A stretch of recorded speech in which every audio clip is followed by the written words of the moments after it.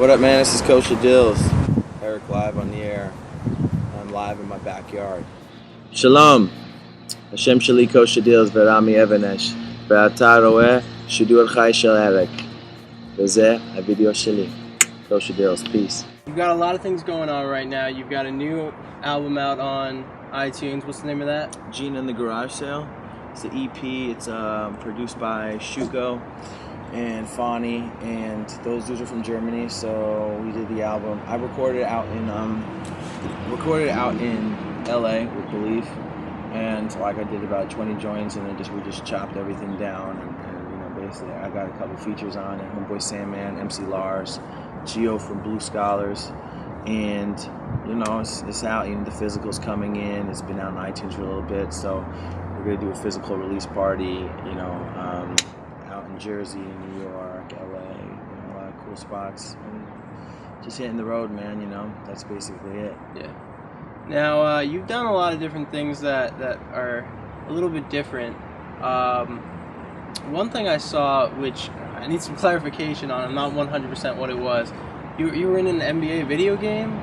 Yeah, I'm in NBA 2K11, the video game. I'm a celebrity rapper in the game. So basically, I'm a celebrity, and I am a rapper. And they put two together, and they put me in the game. Probably about like 2 million copies of that sold. Yeah. So are you just a player that we can play with, or do you have to unlock you? Or no, you could play. You could go to the Blacktop edition. It was like Truth 3-on-3, or play a game of 21 or 2-on-2, and you could be me. You could be Snoop Dogg. You could be Drake. You could be Lil Bow Wow, who's now just Bow Wow. Yeah. And I'm like the white kid in the game, basically. So did they make you bad, or they made you good? I mean, I gave myself the honest skills that I had, which is, I said, who are the two Jewish players in the game? I was gonna say, you're Jewish, you're white.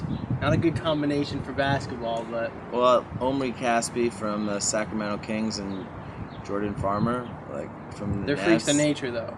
Yeah. I mean, well, those are the only Jewish guys in the entire league, and they're not as great in comparison. Their skills or attribute levels in the game aren't as good as maybe they are in real life, but that's what I took, I gave myself the number 26. The site was cool. You got to select kind of like your character, and they were like, so how do you want us to create you? And I'm just like, Joe, I'm in a video game, that's mind-boggling. Not many people have achieved that, so. Do you at least have a copy? I do have a copy, yeah. Do you play as yourself, or do you play as... I try not to actually play. I play a lot of FIFA, you know what I'm saying? So okay. I'm a FIFA guy, I'm not really... I don't want to play myself too much, you know what I mean? Yeah. How did you end up becoming a rapper? Because, when you think about it, there aren't that many Jewish white guy rappers.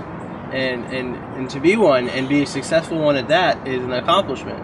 So, how did you decide this is what I want to do? It's a field of business, in a field I just wanted to be in.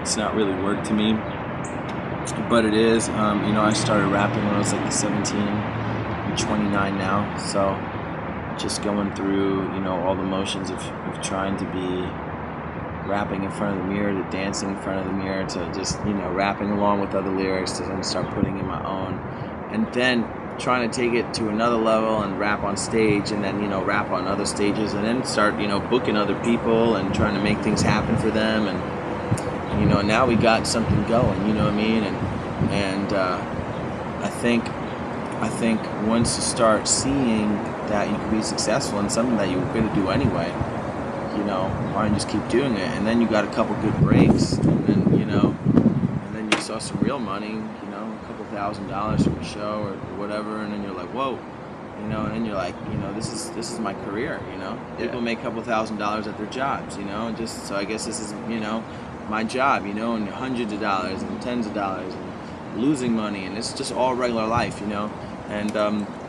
it's part of becoming, a real artist, and they call it an artistpreneur. Being your own artist, your own businessman, everything. That's a quote from my man Creature from his book. So just gotta encompass everything, and then it's fun. Yeah. You're out there every day trying to get it. When you think about it, what would you say was your first big break that you were just like, I could do this? Um,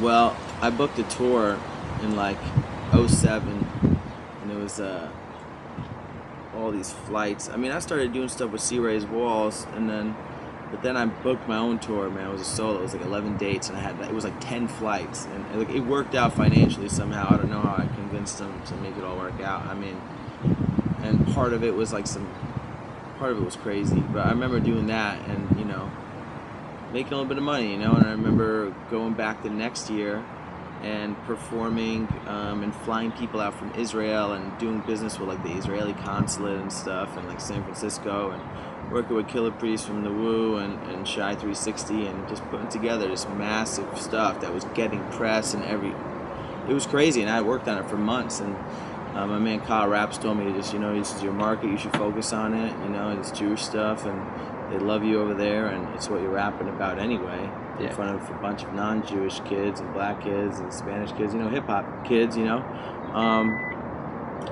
from New York, and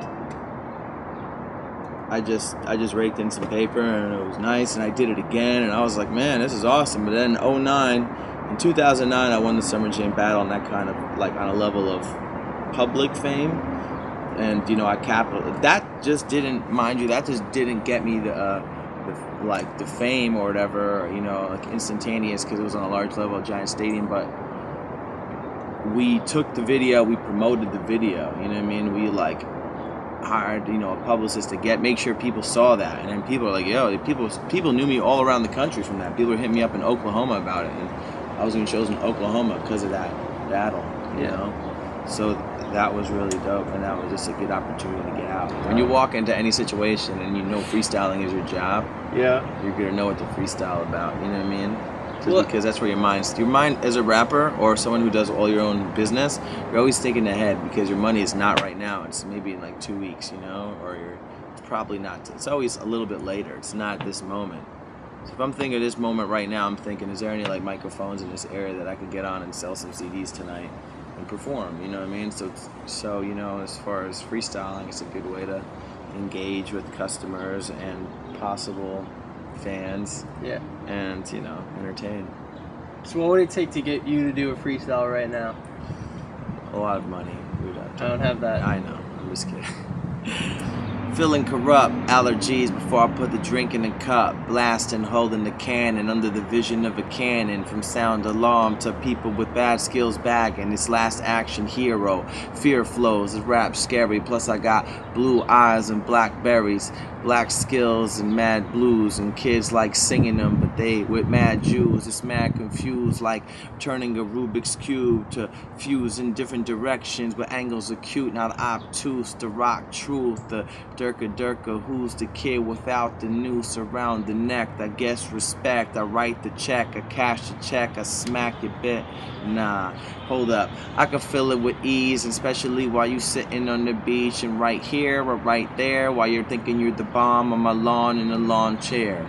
Hair is something I got a lot of on my chest and head, but off the top when I'm stacking the bread, it's nothing like my eyes and face turning red. If it's something I said, connect to bed or Kosha Dillz, t-shirts and hot summer weather. Hard to rap when my shirt says Jersey all day, like the artifacts. The art is last, the business is first. I hit this verse, it's kinda like before my mind can disperse. And when I spit this verse, this is not a curse, it's more like a blessing, especially when the bread leavens.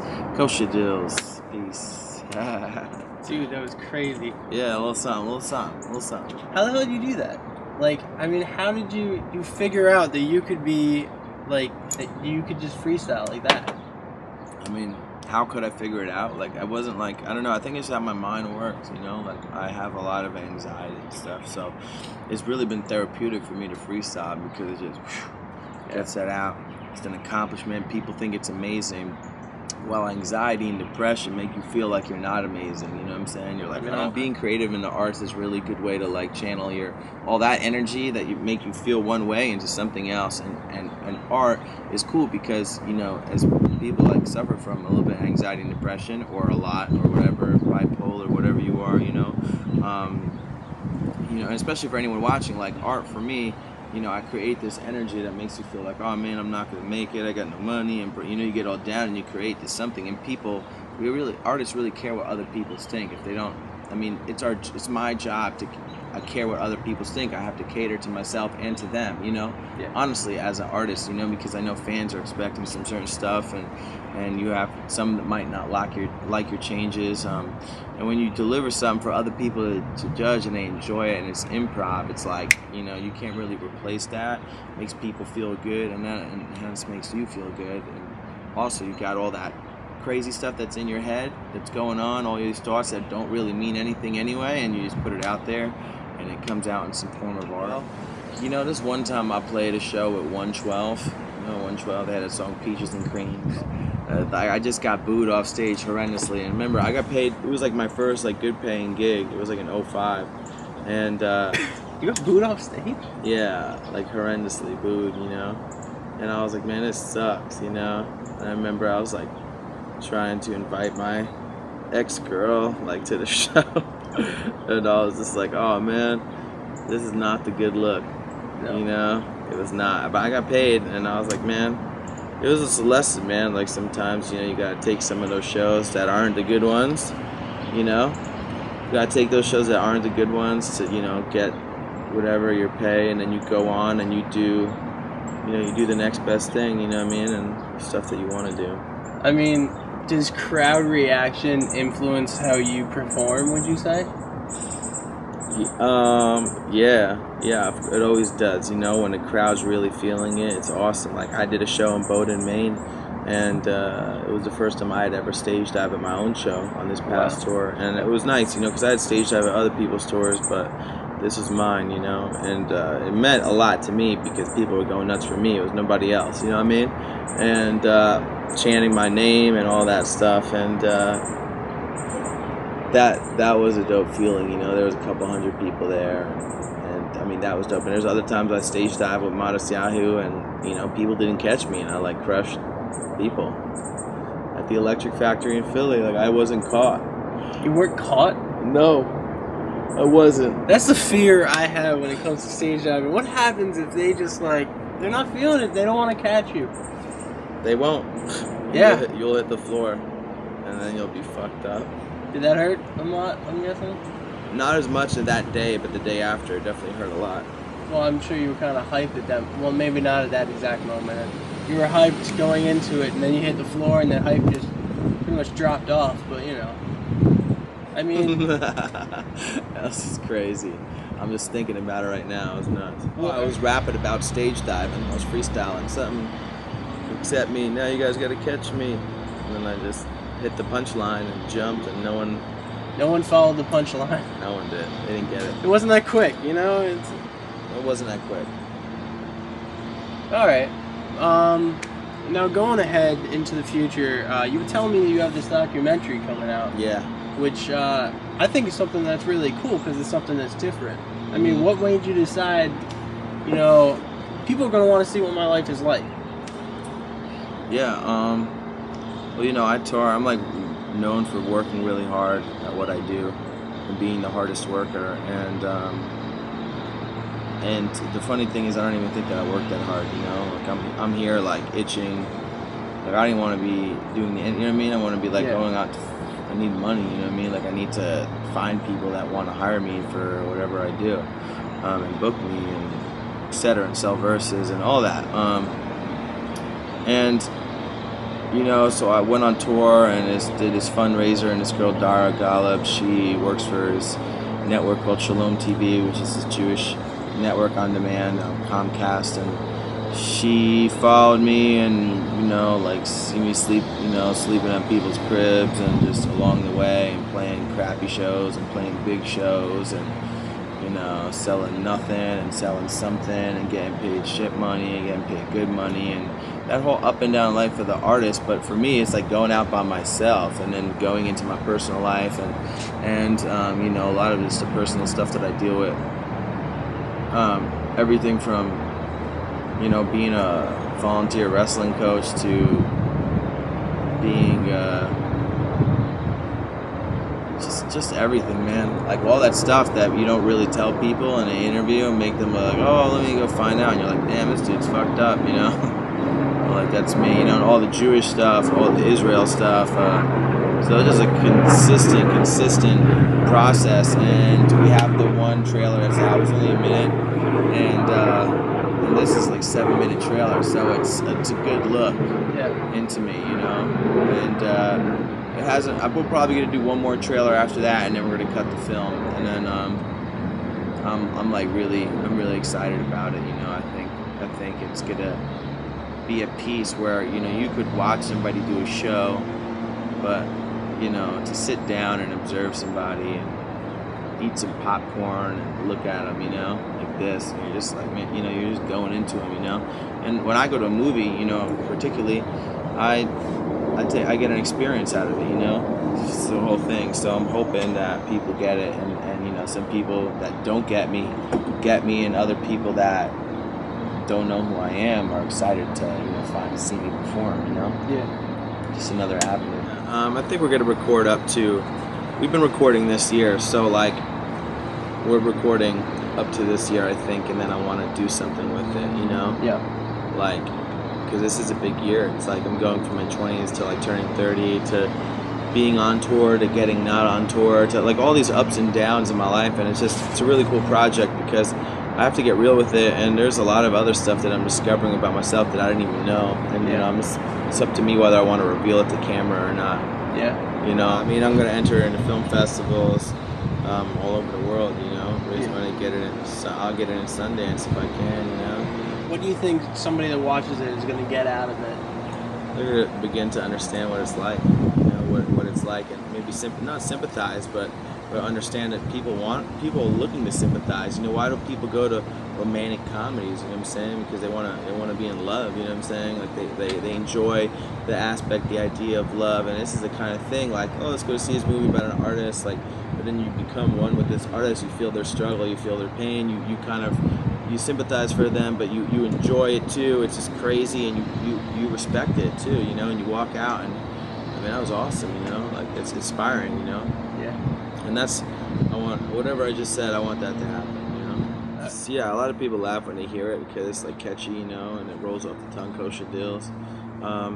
You know, I got it off a jar. It has a lot of, you know, innuendos, Jewish, business, sex, all kind of things you could figure. It's not ambiguous. It's like amtriguous. It's like multiple, 3 meanings, 7 meanings. Kosha Dillz is descendant. Something bigger up there. When people see you, what do you want them to get out of your show? What do you want them to leave with? That dude's the truth. Say it again? That dude's the truth. Look at me like, that dude's the truth. He's spitting some real shit, you know. I mean, as long as I'm true to myself, they're gonna leave with something positive, you know, because you can't really digress. You know, you can't really be like, oh, you know, really comment on that. But as long as you can feel it, you know, like, I mean, I go to concerts and see like. Tour with Modest, and he's toured with Snoop Dogg, and people leave like, man, that was a Snoop Dogg party, man. He brought it, you know what I mean? It's like he brought the whole West Coast, the whole thing, and they felt it. Modest does a show. It's like this real spiritual experience. It's all combination of the music and everything. Kosha Dillz is raw. It's like real, you know, it's like entertainment. It's slapstick. It's just like psh, psh, psh. You're getting hit up from all sides, and you're like, holy, I want to go there. I want to do it again. So I find I get a lot of people that like follow me, die hard, and you know. That's it, you know. So I mean, I'm trying to continue to develop the show where it's more of an experience, you know. Yeah. And then people come and fall in love and be happy, and then also, you know, sometimes you want to, you know, get into a fight on occasion, all for good reason, though. You know what I mean? It's not for like, not to fight just to pick a fight, but maybe fight to like stand up for yourself, you know. To fight for, you know, against somebody who's bullying you or some shit, you know, but. You know, and other people might, you know, I got some stuff that's really hard, and that's me fighting, you know, it's me fighting what I'm going through, and, you know, hopefully they get it, you know, scrap. So, I mean, I haven't really had any fights break out at any of my shows, though. I think it might have once. Well, actually, one time there was because of my rap, but that's a whole nother story. Were you involved? No, unfortunately not. Well, everyone else was. I did a song called The Real Occupation, and it was a bunch of Jewish kids fighting with Palestinian kids, and it was big protests, and it was like this It was like the Poster Boys CNN type, like live exclusive from University of California, Berkeley. I was in Jerusalem at Yeshiva, man, and this one dude like gave me a hug, and he's like, I remember you from like a couple years ago at BB King's with Modest Yahoo. Man, I saw you there, and he just like gave me a hug, and I was like one of the first times I remember getting noticed and stuff, and you know, like, and then it just became more frequent over and over again. You know, I was just in New York last night, and someone's like, hey man, I just seen you in Texas, you know, and I'm just like, but I wasn't even supposed to be here. I was supposed to be somewhere else, you know. So yeah. I mean, that continues to happen on almost a daily basis. But there are other times where people are like, they're like, oh my God, it's Kosha Dillz, like really loud, but they were like really tripping. I was like, yo man, like cool, calm down, you know. Like I could almost laugh because he was so crazy that I was with this girl, and I felt like, you know, really embarrassed. Like, you know, I was like, oh man, you know, this girl's thinking, who knows what she's thinking. Yeah. And it's just funny, you know, like this guy is so over ecstatic to see you, and he is completely, you know, flaring drunk, and but it was funny because, you know, he was really excited, and I was just like, you know, it was like an acoustic event. Yeah. And he was louder, like he was speaking at a rock concert. And, you know, and then there's other times where, you know, I've performed at, you know, rehabs and stuff like that, where people are like, hey man, I seen you perform at that rehab, and now they're out of that rehab, so it's a little more special. In your life, you've gone through a lot of different things, and it makes you, I hope, a better person, and obviously it makes you bring something else to the table. What would you say that is that nobody else has, or that maybe somebody else has, but they haven't tapped into it yet? Like, what do you bring to the table that somebody else out there, they don't got it? There's only one Kosha Dillz, you know. That's true. I mean, I have experience. Other people have experience, have life experience. You know what I mean? But I don't think it's even about like what other people don't have. You know, I'm just trying to make sure I deliver it. You know, that I mean, it's all how I deliver it. There's no use in keeping all that stuff inside, because you can't share it with anybody else. Then no one's ever gonna know about it. You know what I mean? So that's what I learned. You know, I realized that there's plenty of people that can do it, but how many people have the, you know, patience? How many people could persevere through it? How many people have the ability to sustain, you know, defeat? You know, because there's a lot of letdowns, you know what I'm saying, in this game, you know, like so many times you get up and you think you're right here, and then right back down, and now you're like, man, fuck this, or you know, you get back up again, humble yourself, man, and just being humble and just doing it, you know. I'm not like, yo, I got this, and you ain't, you know. And in the end of the day, I wish it was like that. Well, actually, if it was like that, I'd probably lose. Yeah. I really got shit, but I mean, I got something, you know what I mean? And it says, you know, I'm still here doing it, you know. Here you are interviewing me, you know. Someone else can interview me. Spin Magazine interview, you know. People interview me, you know. I've been in Billboard, I've been in LA Times, I've been in MTV twice, I've won rap battles, I'm in a video game. I rap with RZA, I rap with Snoop, I rap with Modest Yahoo, I rap with, you know, guys playing tin cans on the street. You know, I lift weights, you know what I'm saying? Just trying to be out here, dude. Yeah. Trying to stay fit and stay in it, you know? You gotta be into it. It's like the lottery in this game, you know? Some people just quit. I can't tell you how many people sold tons of records, they just quit, you know? Yeah. They got caught up. Other bullshit. I put my sweatpants on, now I'm snuggly, cuddly. Sweatpants on, now I'm snuggly, cuddly. Hustle in my sweatpants.